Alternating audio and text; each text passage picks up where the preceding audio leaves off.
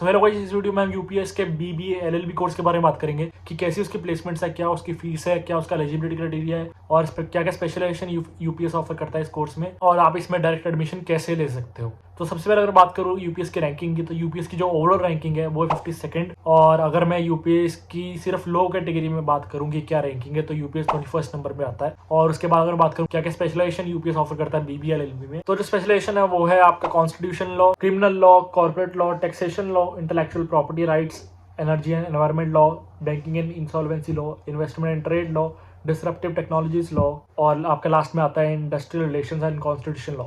तो ये सारी आपको स्पेशलाइजेशन देखने को मिल जाएगी, जो कि अगर आप बीबीए एलएलबी करते हो तो आपको यूपीएस में देखने को मिल जाएगी, आपको चूज करने की ऑप्शन मिलेगी।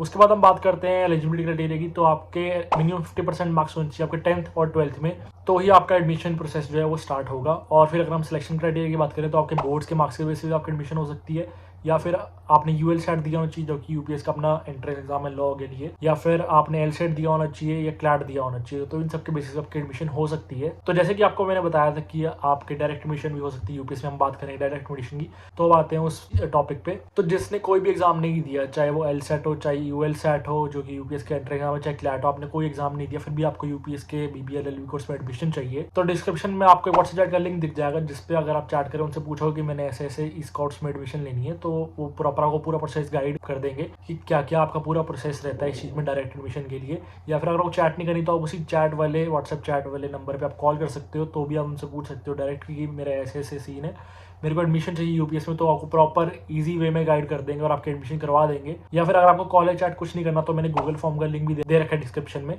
आप वो फॉर्म जैसे ही फिल करोगे थोड़ी देर में आपको यूपीएस की टीम कनेक्ट कर लेगी और वो भी आपको प्रॉपर अच्छे से गाइड कर देंगे कि क्या पूरा प्रोसेस रहता है डायरेक्ट एडमिशन का। या फिर अगर आपको कोई गाइडेंस की जरूरत नहीं, आपको कोई कॉल चैट या फॉर्म फिल नहीं करना, आपको डायरेक्ट यूपीएस का जो एडमिशन फॉर्म है वही फिल करना है, तो उसका लिंक भी मैंने डिस्क्रिप्शन में दे रखा है। जैसे ही आप वो लिंक पे क्लिक करोगे तो आप यूपीएस की वेबसाइट चले जाओगे, जो एडमिशन फॉर्म आपका वहाँ पे ओपन हो जाएगा, वहाँ पे भी आप फिल कर सकते हो और अपनी एडमिशन करवा सकते हो। उसके बाद अगर मैं बात करूँ प्लेसमेंट्स की, तो बीबीए एलएलबी का एज सच कोई स्पेसिफिक प्लेसमेंट का रिपोर्ट नहीं आई है। ये जो प्लेसमेंट की रिपोर्ट होती है वेबसाइट पे यूपीएस की, वो पूरे लॉग जितने भी कोर्सेज होते हैं उन सबको मिला के ही उनकी सब की जो ओवरऑल रिपोर्ट होती है वो ही डाल देते हैं यूपीएस वाले। तो मैं उसी के अकॉर्डिंग आपको बता रहा हूँ। तो जो हाईएस्ट प्लेसमेंट गई थी वो थी 16.6 एलपीए की, जो कि आपको ठीक ठाक पैकेज देखने को मिल रहा है, अच्छा पैकेज देखने को मिल रहा है। एज अ फ्रेशर अगर आपको 16.6 एलपीए मिल रहा है तो आपको एक ठीक पैकेज देखने को मिल रहा है। और अगर हम एवरेज पैकेज की बात करें तो वो था 5 एलपीए का।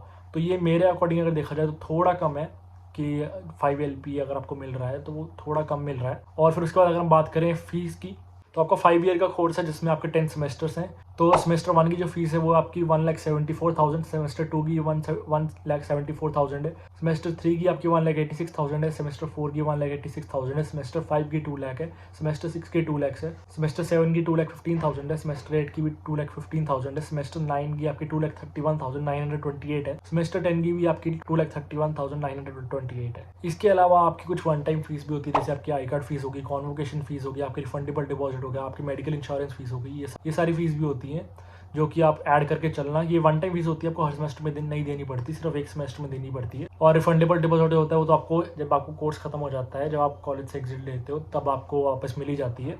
तो ये सब आप ऐड करके चलना।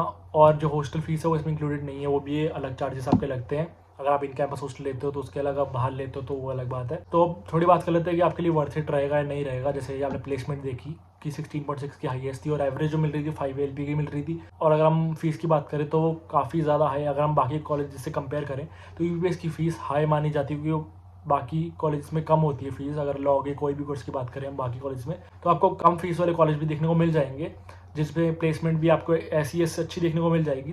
तो आप ये सब देख के चलना। तो अगर मेरे अकॉर्डिंग मैं बताऊँ आपको, तो आपको मतलब यहाँ का जो एक्सपोजर है वो आपको अच्छा देखने को मिल जाएगा, आपका नया एक्सपीरियंस होएगा, आपको बहुत कुछ सीखने को मिलेगा आपको यूपीएस में। तो अगर आप प्लेसमेंट साइड रख दो थोड़े टाइम के लिए, जैसे अगर और भी चीज़ें आप देखो, और भी चीज़ें कंसिडर करो, तो उसके अकॉर्डिंग आपको यूपीएस में आ जाना चाहिए। बाकी आप एक पूरी रिसर्च करना खुद से भी इंटरनेट पे, बाकी यूट्यूब पे वीडियोस भी देखना और प्रॉपर रिसर्च करके ही आना यूपीएस में एडमिशन लेना।